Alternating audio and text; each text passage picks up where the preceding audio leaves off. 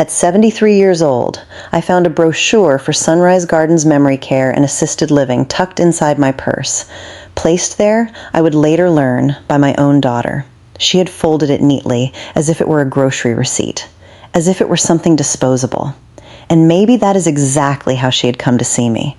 But what I discovered 3 days later changed everything. My name is Margaret Whitfield, and I have lived in the same house in Asheville, North Carolina for 41 years. The kind of house where the kitchen smells like coffee, no matter the hour, where the back porch overlooks a garden that took me 2 decades to get right, where every room holds a memory that belongs to me and to the man I loved for 38 years before God called him home. Robert passed 4 years ago last November, a Tuesday. One of those pale, cold mornings where the sky can't decide what it wants to be. He had his coffee, read the paper, the actual paper, because Robert Whitfield was the last man in Asheville who still believed in ink on newsprint, and he sat down in his chair. And that was that. The doctor said his heart simply stopped. I always thought that wasn't quite right. Robert's heart never stopped. It just moved somewhere I couldn't follow yet. We built everything together, not in the abstract, sentimental way people say that at funerals. I mean, literally. Robert was a general contractor, and I was a high school English teacher for 32 years at Thomas Jefferson High, and we pooled every dollar, every bonus, every Christmas envelope from my mother-in-law until we had enough to buy our first rental property in 1987. A little duplex on Marymount Avenue with a leaking roof and a furnace that sounded like a man arguing with himself. We fixed it ourselves on weekends. I painted. Robert rewired. We learned as we went, the way people used to learn things, by doing, by failing, by getting back up on Monday. By the time our children were in high school, we owned 3 properties. By the time they graduated college, our daughter Diane and our son Paul, we owned 7. Robert always said, "Margaret, we're not landlords. We're stewards. We take care of things so things can take care of us later." I never forgot that. What I did not fully anticipate was that later would come so quickly, or that the people I had taken care of most carefully would be the first to forget it. I want to be honest about Diane, because this story is about her, and because I raised her, which means some part of it is about me too. She is 51 years old, beautiful in the way her father was, strong-jawed, dark-eyed, the kind of face that reads as confident in photographs. She married Kevin Ashworth 12 years ago. Kevin is a financial advisor in Charlotte. He speaks in a manner I can only describe as relentlessly reassuring. The kind of man who turns everything into a presentation, every family dinner into a quiet pitch for something you didn't know you needed. I never disliked Kevin. I want to be clear about that. I watched him carefully for 12 years, and I found him neither cruel nor kind, just ambitious in the way that certain men are ambitious, the way that makes them see every room and immediately calculate what it's worth. Diane changed after she married him. Gradually, the way water reshapes stone. You don't notice it happening, and then one day you look up and the stone is completely different. She started calling me more after Robert passed.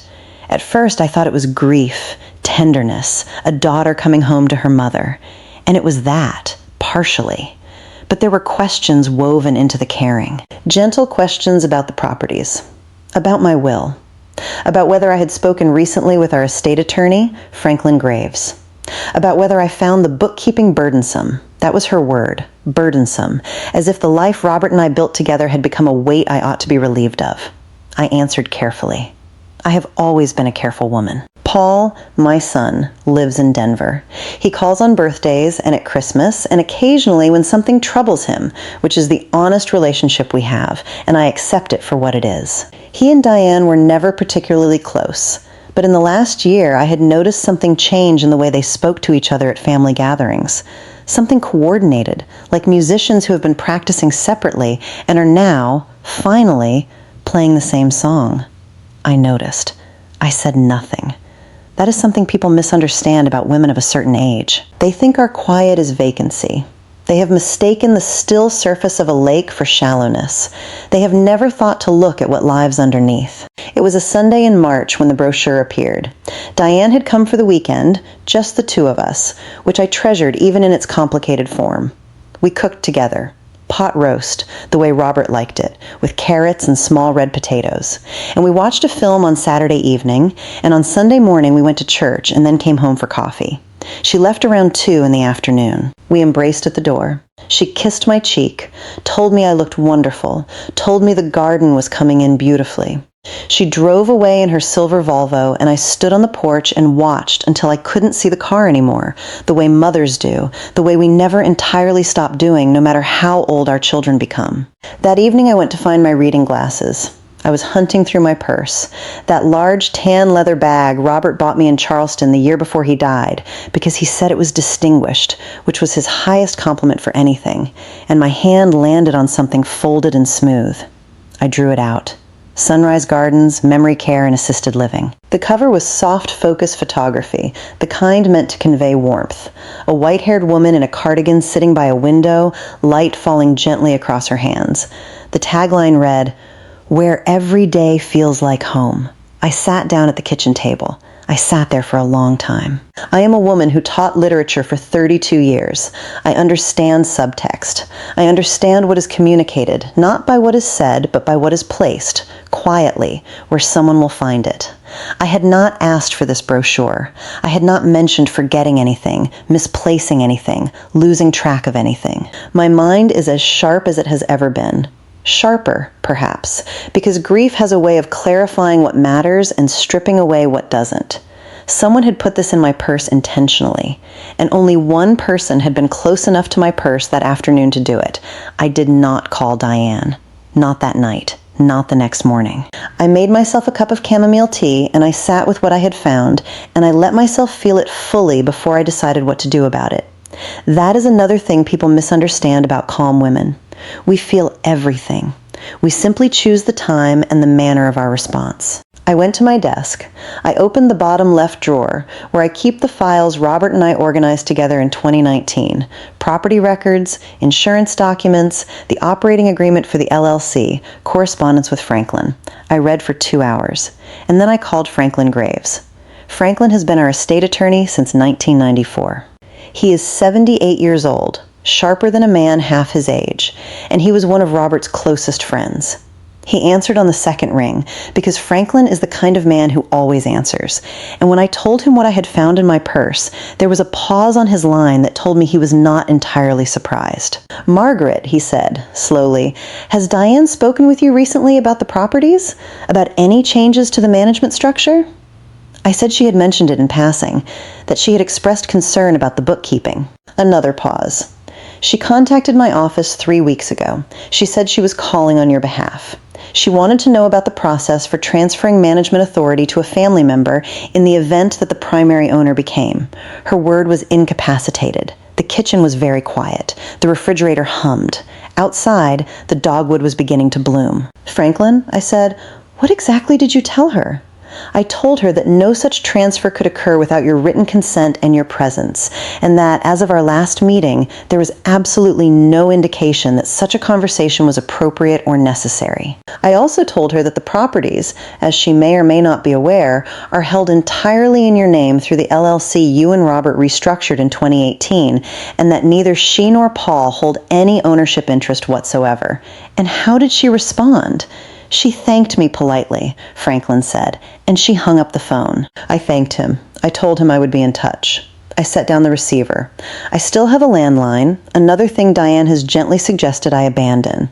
And I looked out the window at the dogwood. She had forgotten. Or perhaps she had never known. Not really. The restructuring in 2018 was something Robert and I had done quietly, at Franklin's recommendation. After we watched another couple we knew lose significant assets in a family dispute. We moved everything into Whitfield Properties, LLC. Sole member, Margaret Eleanor Whitfield. Robert had signed over his interest to me 2 years before his diagnosis for estate planning purposes, and when he passed, there was nothing to transfer because it was already mine. All of it. Every property. The duplex on Marymount Avenue, The 4-unit building on Elk Mountain Road, the small commercial space downtown that we leased to a florist and a bookkeeper, the apartment building on Lexington, 12 units, the one Robert was most proud of, the one he had renovated almost entirely himself over 3 summers. Diane's apartment was in that building, Unit 4C. She had moved there 8 years ago when she and Kevin were between houses, and they had stayed because the rent was, as I had always kept it for family, below market. She paid me $800 a month for a 2-bedroom apartment that would have listed for $1,700. I had never once mentioned this to her as a favor. I simply kept it as it was, because she was my daughter and because that is what mothers do. She had lived for 8 years in an apartment I owned, and she had come to my home that Sunday, kissed my cheek, told me my garden was beautiful, and left a brochure for a memory care facility in my purse. I did not sleep much that night. Not because I was devastated, though I was in the deep, cellular way that only a parent can be, but because my mind was working. Quietly, methodically, the way it has always worked best. By morning, I had a plan. I want to explain something about what I chose to do next, because I think it matters. I am not a vengeful woman. I do not believe in cruelty or in humiliation for its own sake. I spent 32 years in a classroom teaching young people that words have weight, that actions carry consequences not always visible in the moment, that integrity is not what you do when people are watching, but what you do when they are not. I was not going to call Diane and confront her. Not privately, not in a phone call that she could reframe, minimize, explain away as concern, as worry, as a daughter who simply cared too much.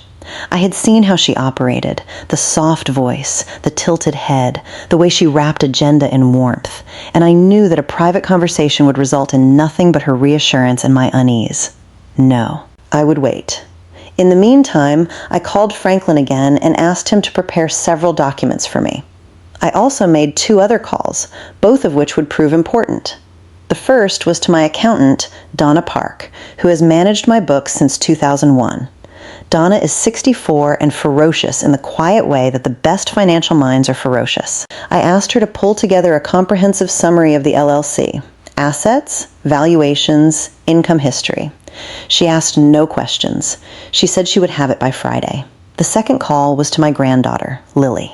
Lily is Diane and Kevin's eldest. She is 24, a graduate student in social work at UNC Asheville, and she is, of all the people in my family, the one most like her grandfather. She has Robert's steadiness, his humor, his unguarded honesty. We have always been close in the way that grandmothers and granddaughters sometimes are, bound by a skipped generation, speaking a language that the middle doesn't quite catch. I did not tell Lily everything. I asked her, gently, whether she had noticed anything unusual lately, whether her parents had said anything about me, about the properties, about future plans. There was a silence. "Grandma," she said carefully, "Dad has been talking about retirement planning a lot," he mentioned.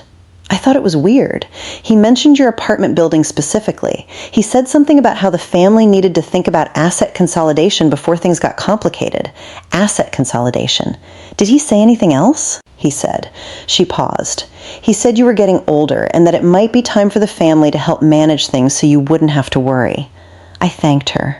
I told her I loved her. I told her not to mention our conversation to her parents, and she said, with a 17-year-old's gravity and a 24-year-old's voice, "I know, Grandma. I already knew not to." That was the moment I understood that Lily had been watching too. The occasion presented itself naturally, as occasions often do when you are patient enough to let them. Diane had planned an early Easter dinner. April, just 3 weeks after I found the brochure. She and Kevin were hosting at the house in Charlotte. Paul was flying in from Denver. Paul's wife, Sandra, would be there, the grandchildren. An intimate family gathering, she said, for the holiday. I accepted. I told her I was looking forward to it. I meant it, in the complicated way that I meant most things about my family, with love, with grief, and with clear eyes. I drove to Charlotte myself, which I know irritated Diane, who had offered to arrange a ride. I have been driving since I was 16 years old, and I intend to drive until I am 100, provided the Lord is willing and the roads stay dry. I arrived with a warm lemon pound cake, Robert's recipe, and a leather portfolio tucked under my arm, which I placed, without comment, beside my seat at the dining room table. The house was lovely. Diane has Robert's eye for space, whatever else I might say. The table was set beautifully, with white lilies and the good china, and there were 14 of us all together. Paul and Sandra, their 2 teenagers, Diane and Kevin, Lily and her younger brother James, Kevin's sister and her husband, and 2 neighbors who had been invited and who would witness, though they did not know it yet, rather more than they had come for. Dinner proceeded as these dinners do, warmly on the surface, with currants running underneath. Kevin opened a good Bordeaux and was generous with it. Paul talked about a ski trip. Sandra asked about my garden. The children cycled between the table and their phones with the rhythm of the modern young. It was Kevin who moved first. I had expected him to. He is the kind of man who grows uncomfortable when he feels something unresolved, and I had been sitting at his table for 2 hours without mentioning the portfolio, and the portfolio had been sitting there the entire time, and he could not help himself. "Margaret," he said, during a lull between the main course and dessert, setting down his glass with the deliberateness of a man who has rehearsed this. "We're all here together, and I've been thinking that this might be a nice opportunity to have a conversation we've been putting off, as a family." Diane looked at her plate. Paul straightened slightly. Lily, across the table from me, was very still. "What sort of conversation?" I asked. My voice was pleasant. My hands were folded in my lap. "About the future," Kevin said. He smiled his practiced smile. "Specifically about making sure everything is managed well as the family continues to grow and evolve. We just want to make sure you're supported, Margaret. That's all this is." "I appreciate that," I said. "What kind of support did you have in mind?" And here is where Kevin made his mistake. The mistake that men like Kevin always eventually make. He had confused my patience for agreement, my silence for submission. He had seen a 73-year-old woman who cooked pot roast and tended a garden and drove herself to church every Sunday, and he had decided what she was. He cleared his throat. "Well, we've been thinking that the properties, the LLC, it's a significant responsibility. And with Robert gone, managing all of that alone," he glanced at Diane. "We think it might make sense for Diane to be added to the management structure, to help carry the load. Just to make things simpler, going forward." "Simpler for whom?" I said. "A beat. For everyone," Kevin said. "For you, most importantly." "I see," I said. "And was this also the thinking behind the brochure?" The table changed. That is the only way I can describe it. The quality of the air changed. Diane's head came up slowly, and her face, my daughter's face, the face I had watched for 51 years, did something complicated. "Mom, the brochure for Sunrise Gardens," I continued, in the same even tone I used for 32 years when a student tried to tell me they hadn't plagiarized. "The one you put in my purse when you visited last month. Memory care. Assisted living." I paused. "You left it folded quite neatly, actually. Considerate of you," Paul said. "What?" Kevin set down his fork. "I didn't." "Mom, I was just—" Diane stopped. She tried again. "I found it at the doctor's office, and I thought it might be. I was going to mention it to you. I didn't mean for you to find it like that. I was going to have a conversation." "We're having one now," I said. I opened the portfolio. "I asked my accountant to prepare a summary of Whitfield Properties LLC, I said, and I slid copies. 6 of them, which I had printed and organized the previous Tuesday, to the family members around the table. Kevin's neighbors received none. They simply watched. I want to make sure everyone understands the structure, since we seem to be discussing it." Kevin reached for the document. "The LLC is comprised of 8 properties, I said. Total portfolio value, as assessed last quarter, is approximately $4.2 million. Annual net income, after maintenance and expenses, is approximately $180,000. The sole member of the LLC is Margaret Eleanor Whitfield. That is me." I looked at Kevin steadily. "My children hold no ownership interest. My children's spouses hold no ownership interest. There is no co-management structure, and there is no mechanism by which one can be imposed without my written consent." Kevin's face had undergone a transformation that I found, despite everything, somewhat instructive. The practiced ease had fallen away, and what remained was calculation. Raw, visible, recalibrating. "Margaret, no one is trying to." One of those properties, I continued, is the Lexington Avenue building. 12 units. I turned to Diane. You live in Unit 4C. You have for 8 years. Your rent is $800 per month. Market rate for that unit is currently $1,750, which I confirmed last week. I let that settle. I have never raised your rent. I have never once mentioned that I was extending you that courtesy.